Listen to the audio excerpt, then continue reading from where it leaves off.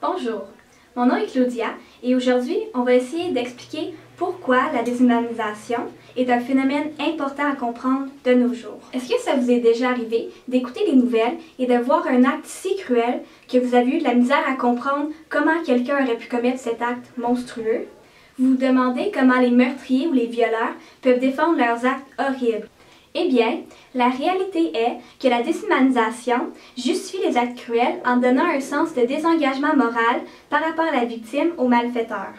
Avant d'aller plus loin, il est important de considérer que la déshumanisation est le fait d'enlever tout caractère humain à une personne. Lorsque quelqu'un te déshumanise, ils vont commencer à te voir comme moins humain, mais plutôt comme un animal ou un robot. Quelque chose qui a peu d'émotions.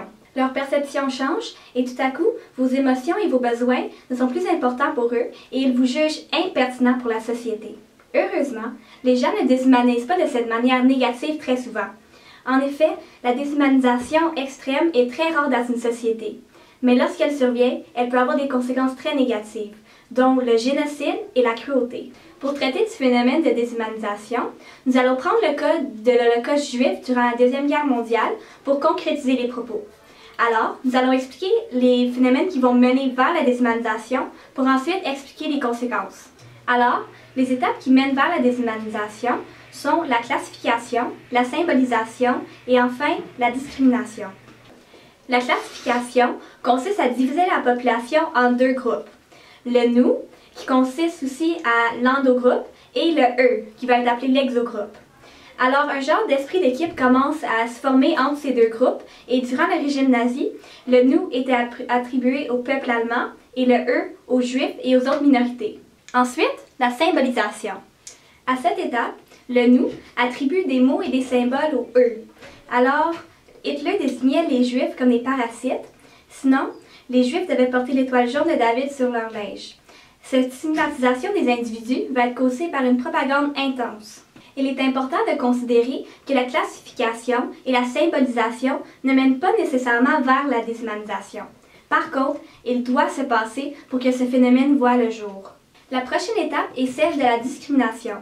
Lors de cette étape, la ségrégation du groupe victime devient de plus en plus apparente et des lois peuvent restreindre l'interaction sociale entre les deux groupes. Tous ces phénomènes vont mener vers la déshumanisation. Mais quelles en sont les conséquences qui vont en survenir? Principalement, ça va être la cruauté et le génocide.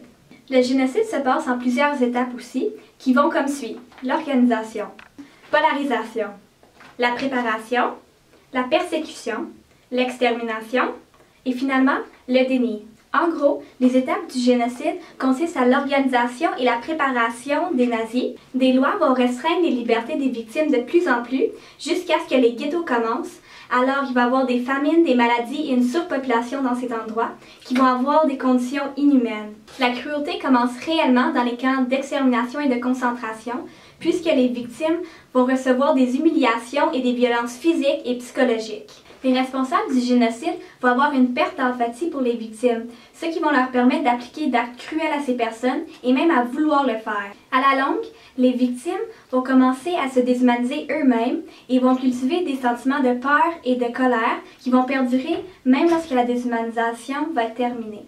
En fin de compte, rien de tout cela aurait pu se passer si les soldats allemands ne croyaient pas que les Juifs étaient des parasites. Ils n'auraient pas été si indifférents face aux familles qui se sont faites séparer s'ils croyaient qu'ils étaient des personnes comme eux. La recherche montre que la déshumanisation peut être surmontée par la motivation et l'effort. Aussi, plusieurs solutions existent qui pourraient prévenir des génocides futurs. L'Holocauste était un génocide massif et industriel qui a montré la cruauté dont l'homme était capable, et la déshumanisation l'a rendu possible. Pour éviter ces horribles situations qui se répètent dans l'histoire, il est important de comprendre la déshumanisation pour être capable de la détecter lorsqu'elle arrive et de peut-être être capable de la prévenir. De cette façon, peut-être l'Holocauste juif aurait pu être évité, et qui sait combien de vies pourraient être sauvées si on fait seulement arrêter de discriminer et de déshumaniser les autres. Merci d'avoir écouté la vidéo. J'ai mis dans la description des sites qui expliquent les étapes de la déshumanisation ainsi que les solutions possibles.